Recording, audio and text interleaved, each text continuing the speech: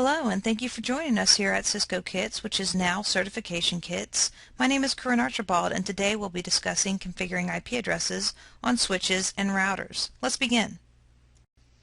Alright, let's go ahead and talk about putting IP address configurations on a switch. And I think the first question that most people have is, why would you do that? Why would you give a layer 2 device an IP address? Well, remember, you may want to telnet into the device and manage it, or you may want to ping the device to test connectivity with it. So it's got to have an IP address in order for you to do those things. But don't think that the IP address is associated with any one of its ports. By default, those ports are layer 2 ports. They would not have an IP address on them, and there's really no way to do that on a regular layer 2 switch. So this is more of a virtual interface within the switch. Alright, so let's go ahead and take a look at the commands necessary to give the switch its management IP address. Notice we're starting off here in global config mode, and now I'm going to type in interface VLAN 1. This is that place within the switch that we said is a virtual place. We really can't associate that with any one port. And now we're going to type in IP address 192.168.2.200, for example. Might be this switch's IP address, and it would have a subnet mask just like any other IP device. And you also have to issue the no shut command. If it has never been issued before on this interface, the interface would be shut down just like any other interface. So now that the interface is on and it has an IP address, it could be telnetted to or pinged from within its own subnet. Now the reason I say from within its own subnet is that if you tried to ping it from a different subnet, it would have a little trouble replying to you. Why? Because it needs a default gateway. This switch is not a router. It does not interface multiple networks or anything like that, and it doesn't operate the same way as a router. So you have to compare it to a host if you want to think about things from its perspective. In order for it to get it out of its own network, it needs a default gateway. So the command to give it its default gateway is IP default -gateway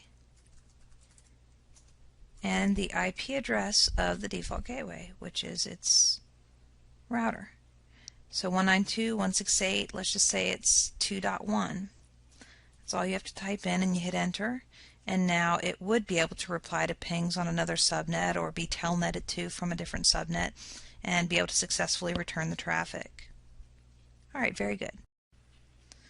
Now let's go ahead and take a look at the output of a basic show run command on a router and focus on the IP configurations of the interfaces there.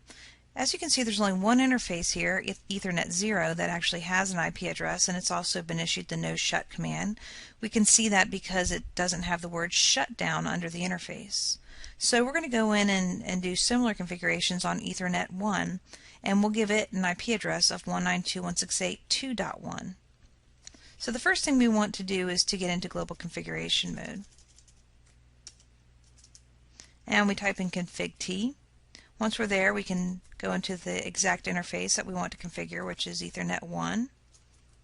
So interface Ethernet 1, and then we type in IP address and 192.168.2.1. We must also give it a subnet mask. We'll do a basic class C. And we're going to issue the no shut command, which the full command is actually no shut down.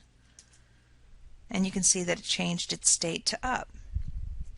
Once we've done that, we can go ahead and exit out, and we'll do a show run to verify that our configurations are correct. Now notice we didn't really give the interface a default gateway the way we talked about doing so with a switch. You don't really give a router's interface a default gateway. Remember that a router has or may have several next hop routers that it can forward traffic to, depending on the destination address that they're forwarding to. They may also have a gateway of last resort configured, and that is similar to the concept of a default gateway. It basically means that if no route in the routing table matches the destination IP address, they will always forward things to the gateway of last resort. And we'll cover that a bit more in another CCNA study topic. So here under the show run output, we see interface Ethernet 1 now has an IP address of 192.168.2.1, and it does not have shutdown underneath it, so that means that it took the no shut command. Alright, let's also take a moment to discuss DNS resolution and the fact that routers can take advantage of that. In global config mode, we can actually use a command called IP name-server and give the router the IP address of a server that will provide name to IP address resolution. So 192.168, let's just say it was 1.200.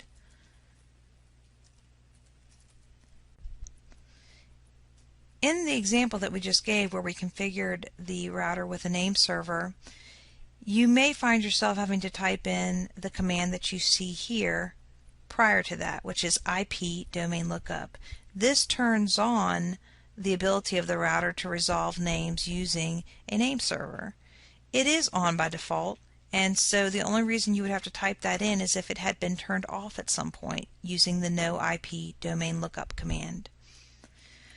Oftentimes people will type in the no IP domain lookup command because they don't like the default behavior of their device when in privileged mode they actually have a typo and the router thinks they're trying to telnet to a device with that name, so it begins to try to resolve what they've typed in to an IP address. So it goes out to this default IP address of a name server, which is 255.255.255.255, and that is if a name server has not been configured with the commands that we're seeing here. So you want to understand for your CCNA exam that IP domain lookup enables resolution through a name server, and no IP domain lookup takes away that capability. Also, you understand that there are two options for name resolution, and that a router will first search its own host table and then will look for resolution at a name server when a name is typed in, for example when somebody's telnetting or pinging. The host table that is on every device by default can be populated using the IP host command.